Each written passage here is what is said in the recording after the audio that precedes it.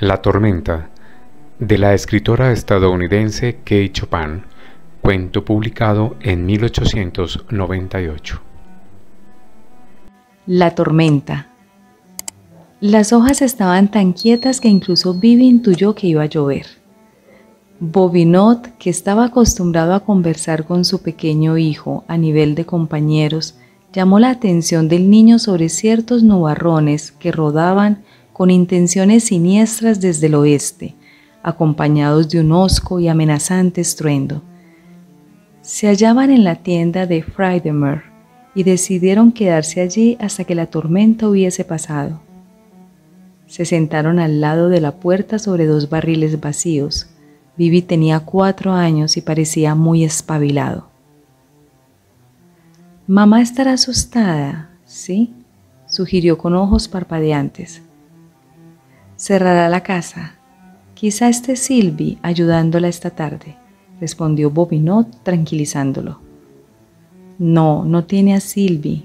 Sylvie la ayudó ayer», dijo Bibi con voz atiplada. Bobinot se levantó y dirigiéndose al mostrador compró una lata de camarones de los que le gustaban mucho a Calista. A continuación volvió a su anterior postura en el barril sobre el que se sentó impasible, sosteniendo entre sus manos la lata de camarones mientras se desataba la tormenta. Esta sacudió la tienda de madera y parecía estar abriendo grandes surcos en el lejano campo. Bibi puso su mano sobre la rodilla de su padre y no tuvo miedo. En casa Calista no se inquietó por la seguridad de ellos.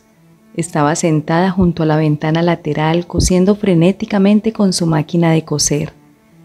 Estaba tremendamente atareada y no se percató de que la tormenta se aproximaba, pero se sentía muy acalorada y a menudo se detenía para secarse el rostro donde el sudor se acumulaba en minúsculas gotas. Se desabrochó la chaqueta blanca a la altura del cuello. Comenzó a oscurecer y de repente, al darse cuenta de la situación, se levantó rápidamente y fue de un sitio para otro cerrando puertas y ventanas. Afuera en la pequeña galería de la fachada estaba colgado el traje de los domingos de Bobinot para airearlo y se apresuró a salir y recogerlo antes de que comenzara a llover. Al salir, Alcide Levalier entró a caballo por la portada.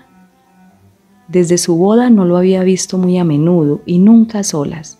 Se quedó de pie allí con la chaqueta de Bobinot en sus manos y las gruesas gotas de lluvia comenzaron a caer.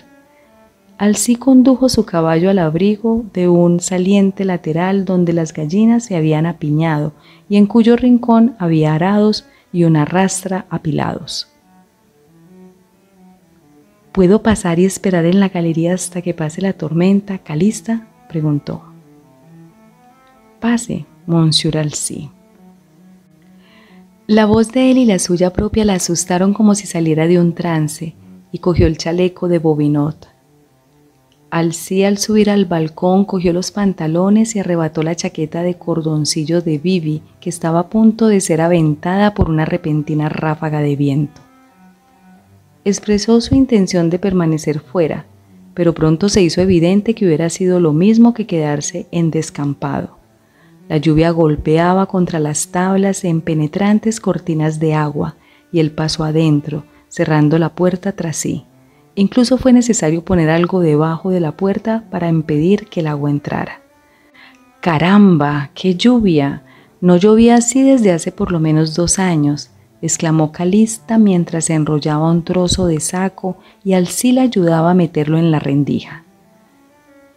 Estaba un poco más llenita que antes de casarse 5 años atrás, pero no había perdido nada de su alegría. Sus ojos azules todavía conservaban su tierna cualidad y su cabello rubio, desaliñado por el viento y la lluvia, se ensortijaba más tenazmente que nunca sobre sus orejas y sienes. La lluvia golpeaba sobre el bajo tejado de pizarra con tal fuerza y repiqueteo que amenazaba con abrir una brecha e inundarlos allí mismo. Estaban en el comedor, la sala de estar, el sitio de todo uso.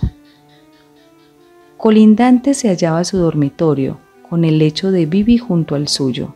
La puerta estaba abierta y la habitación con su monumental cama blanca Sus contraventanas cerradas tenían una apariencia oscura y misteriosa. Alcí se dejó caer en una mecedora y Calista nerviosamente comenzó a recoger del suelo las caídas de una sábana de algodón que había estado cosiendo. «Si continúa así, Dios sabe si los diques lo soportarán», exclamó ella.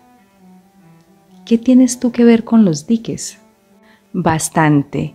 Bobinot y Bibi están fuera con esta tormenta. Si al menos no hubieran salido de la tienda de Friedemer». «Esperemos, Calista, que Bobinot tenga suficiente sentido común como para salir airoso de un ciclón». Ella se alejó y permaneció junto a la ventana con la mirada muy inquieta. Limpió el marco que estaba empapado de vaho.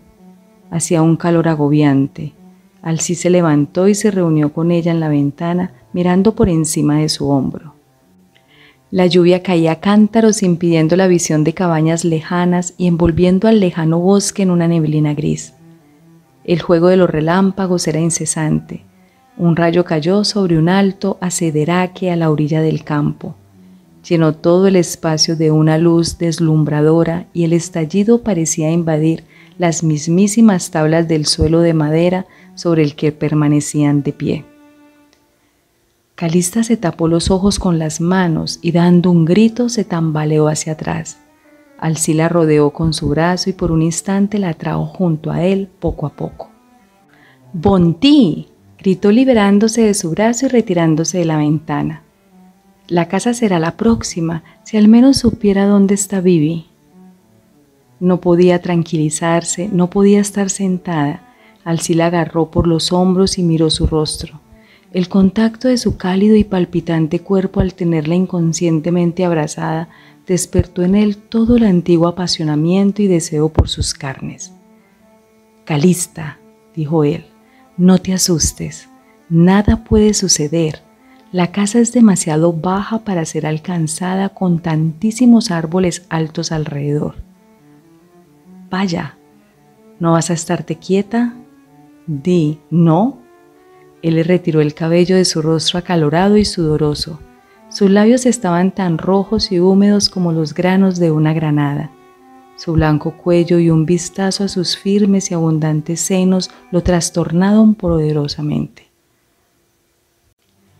Cuando ella levantó la vista y lo miró, el miedo que anidaba en sus ojos azules dio paso a un soñoliento destello que inconscientemente delataba un deseo sensual.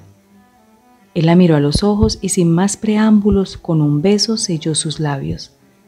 Le traía a la memoria Asunción.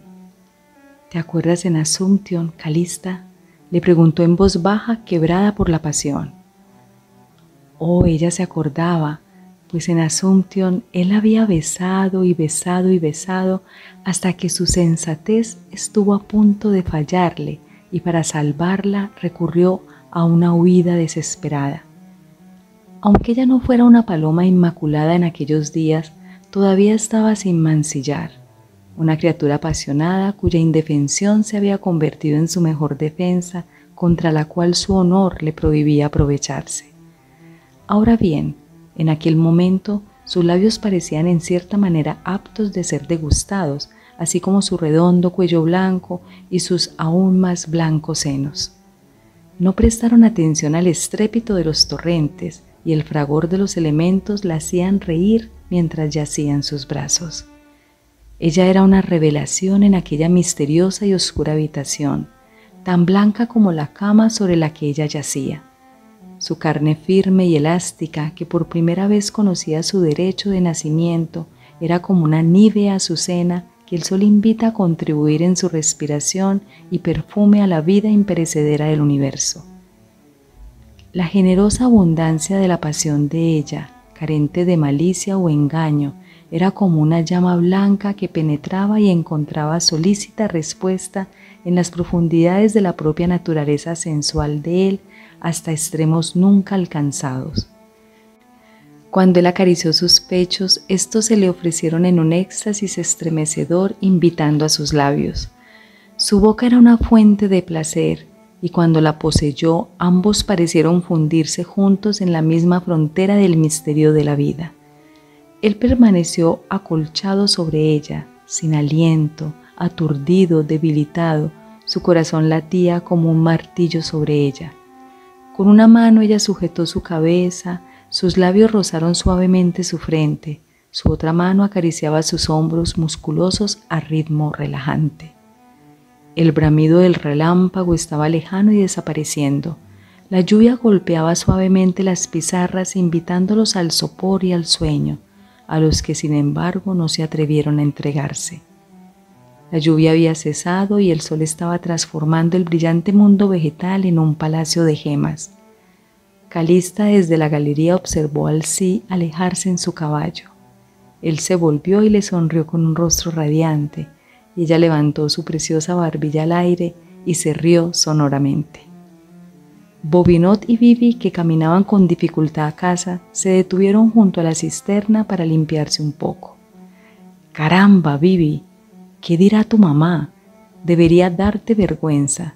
No deberías llevar puestos esos pantalones buenos. Fíjate en ellos, y ese barro en el cuello de la camisa, Bibi. ¿Cómo ha ido a parar ese barro al cuello? Nunca he visto un chico igual». Bibi era el retrato de una patética resignación. Bobinot era la personificación de la más seria solicitud mientras se esforzaba por quitar de su propia persona y de la de su hijo las huellas de su caminata por los enfangados caminos y a través de los encharcados campos. Con un palo quitó el barro de las desnudas piernas y pies de Bibi y cuidadosamente eliminó todas las huellas de sus pesados zapatones. Entonces, preparados para lo peor, el encuentro con una ama de casa harto escrupulosa, entraron con cautela por la puerta de atrás. Calista estaba preparando la cena. Había puesto la mesa y le caían gotas de café en la lumbre. Se levantó de un salto cuando ellos entraron. «Oh, Bobinot, estás de vuelta, caramba», estaba tan intranquila. «¿Dónde han estado durante la lluvia? ¿Y Bibi? ¿No se habrá mojado? ¿No estará herido?». Estrechó entre sus brazos a Bibi y lo besó efusivamente. Las explicaciones y disculpas que Bobinot había estado componiendo a lo largo del camino se apagaron en sus labios cuando Calista lo palpó para ver si estaba seco y pareció no denotar sino satisfacción porque hubieran regresado sanos y salvos. «Te he traído unos camarones, Calista», presentó Bobinot sacando la lata de su amplio bolsillo lateral y poniéndola sobre la mesa. «Camarones, oh, Bobinot, eres demasiado bueno en todo», y le dio un sonoro beso en la mejilla que retumbó. «Voy a responder, ¿tendremos una fiesta esta noche?». «Sí, sí». Bobinot y Bibi empezaron a relajarse y a disfrutar, y cuando los tres se sentaron a la mesa se rieron tanto y tan fuerte que cualquiera podría haberlos escuchado desde tan lejos como de la casa del Levalier. Aquella misma noche Alcide Levalier escribió a su esposa Clarisse. Era una carta cariñosa, repleta de tierna solicitud. Le decía que no tuviera prisa por volver y que si ella y los niños lo estaban pasando bien en Biloxi, podían quedarse un mes más. Él se las arreglaba bien y aunque los echaba en falta, estaba dispuesto a soportar la separación un poco más, pues se daba cuenta de que su salud y bienestar eran lo primero a tener en cuenta. A Clarisse le encantó recibir la carta de su marido. Ella y los niños lo estaban pasando bien. La compañía era agradable, muchos de sus viejos amigos y conocidos estaban en la bahía, y el primer soplo de libertad desde su matrimonio parecía haberle devuelto la deliciosa independencia de sus tiempos de soltera. Dedicada a su marido como estaba, su vida conyugal íntima era algo a lo que estaba deseando renunciar una temporada. Fin. Kate Chopin nació el 8 de febrero de 1851, novelista y cuentista estadounidense, conocida como intérprete de la cultura de Nueva Orleans.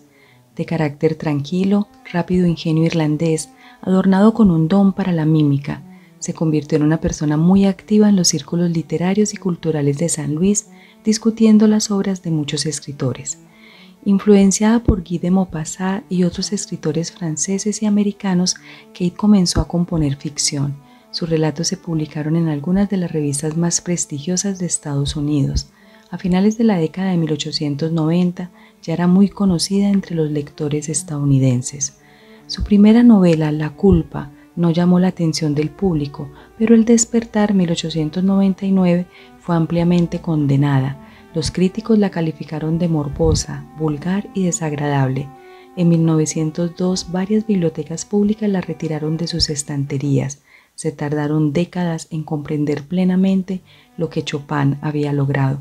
Sus comentarios en revistas de 1894 sobre la importancia de describir la existencia humana en su significado sutil, complejo y verdadero, despojada del velo con que la han cubierto las normas éticas y convencionales, y su convicción de que la verdad descansa sobre una base cambiante y es apta para ser caleidoscópica, son puntos de referencia útiles para acercarse a la obra de Kate Chopin.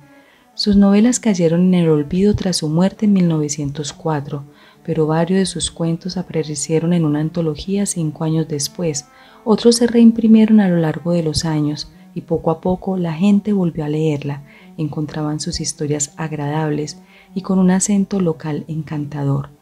En 1969, un destacado crítico noruego finalmente le hizo justicia. Escribió: Kate Chopin abrió un nuevo camino en la literatura americana. Fue la primera escritora de su país que aceptó la pasión como tema legítimo para una ficción seria y franca, revolviéndose contra la tradición y la autoridad con una audacia que difícilmente podemos comprender hoy en día, con una honestidad sin concesiones y sin rastro de sensacionalismo. Se comprometió a ofrecer la verdad sobre la vida subordinada de la mujer. Fue una especie de pionera en el tratamiento amoral de la sexualidad, del divorcio y de la necesidad de autenticidad existencial de la mujer. En muchos aspectos es una escritora moderna, sobre todo por su conciencia de las complejidades de la verdad y las complicaciones de la libertad. Su colección de cuentos ha sido alabada por la crítica. La tormenta, Historia de una hora, El error de Teresa, Un par de medias de seda, Una mujer respetable y otros relatos aparecen en innumerables ediciones y son acogidos por la gente por sus descripciones sensibles, gráciles y poéticos de la vida de las mujeres. Un reseñador la calificó de cadena de pequeñas joyas y un crítico moderno la considera uno de los grandes libros de relatos del siglo XIX en Estados Unidos. A finales del siglo XX se reavivó el interés por Chopin debido a que sus preocupaciones por la libertad de las mujeres prefiguraron los temas literarios feministas posteriores. Hoy en día es ampliamente aceptada como una de las autoras esenciales de Estados Unidos. Kate Chopin murió el 22 de agosto de 1904 en San Luis, Estados Unidos. Gracias por escuchar. Narradores: Marilena Gil y Fernando Gutiérrez. Libromante es un proyecto enfocado en la difusión de obras literarias. Suscríbete y siempre recibirás nuestro contenido. Deja un like y esto nos ayuda a llegar a más personas. Muchas gracias.